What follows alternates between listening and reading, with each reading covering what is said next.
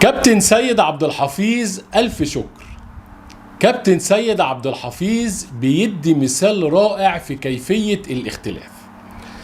يمكن كلنا تابعنا اللقاء بتاع كابتن سيد عبد الحفيظ على قناة MBC مصر مع مهيب عبد الهادي، وشفنا قد ايه جمال اللقاء، شفنا قد ايه عظمة النادي الأهلي واحترام كابتن سيد عبد الحفيظ.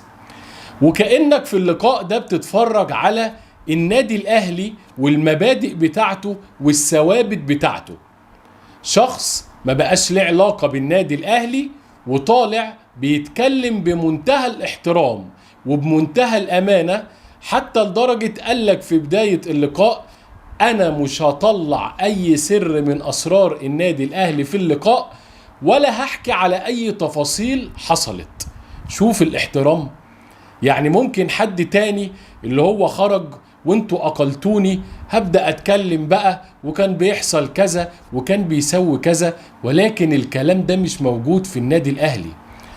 اللقاء ده يا جماعة من اهميته لازم نأكد عليه ولازم نبروزه. احنا مش لازم كل حاجة في الاعلام الرياضي بنشوف الحاجة الوحشة او السلبية او السيئة ونعمل سبوت عليها ونبدأ نركز عليها ونتكلم.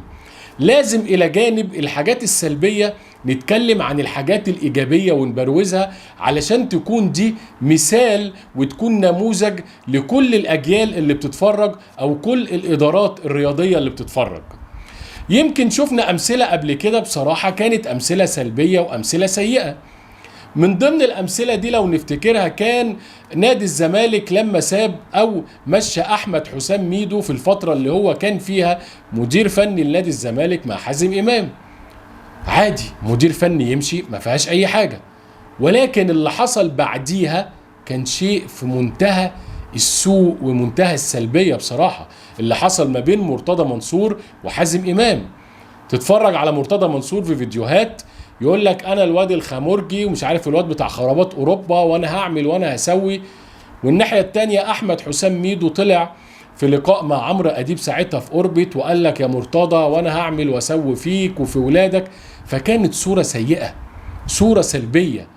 مش لازم اي اختلاف يحصل ينتج وراه صوره سيئه، مش لازم. مفيش منصب دايم، سواء كان رئيس نادي كان مدير كورة كان مدير فني كان لاعب، اي حد في مكان بيجي في يوم من الايام وبيسيب المكان. ولكن الاصل والمعدن بيبان بعد ما انت ما بتمشي. اول ما امشي بقى ده حصل 1 2 3 والناس دي كانت ولاد كذا ولاد كذا، وعكس اللي اتفرجنا عليه من كابتن سيد عبد الحفيظ اللي انت بتشوف صورة مصغرة للنادي الاهلي، لعظمة النادي الاهلي. هو ده النادي الاهلي.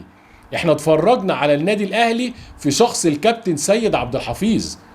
اكيد زعلان من جواه واكيد متضايق واكيد مخنوق، لانه في الاخر بشر.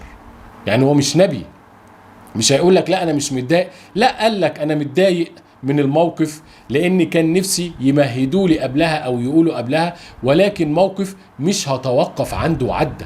هو ده الشخص العاقل، هو ده الشخص الناضج. وكابتن سيد عبد الحفيظ كمان شخص ذكي جدا جدا. ليه بقى؟ قرار الإقالة حصل لكابتن سيد عبد الحفيظ يوم الجمعة 4/8. تخيل ان اول لقاء لسه اللي عامله مع مهيب عبد الهادي في 26/9. يعني شوف المسافة الطويلة.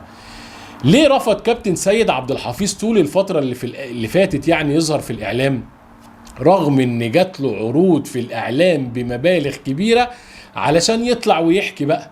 لكن هو ذكي، هو عارف انه لو طلع في الفترة اللي بعد قرار الاقالة في غضب، زعلان، واخد على خاطره، هيقول كلام مش كويس ومش هيعجب الناس ومش هيعجب كابتن سيد عبد الحفيظ نفسه قدام. لكن هو عمل ايه؟ قفل القصة، اعتذر عن اللقاءات، سافر ايطاليا، شاف حياته، شاف اسرته، بعد تماما عن الاحداث الرياضية وقال لك انا مش موجود. هدي وخد وقته وتجاوز الازمة وبدأ يطلع بعديها وهو واثق وهو طالع انه كل كلمة عنده هتكون بحساب.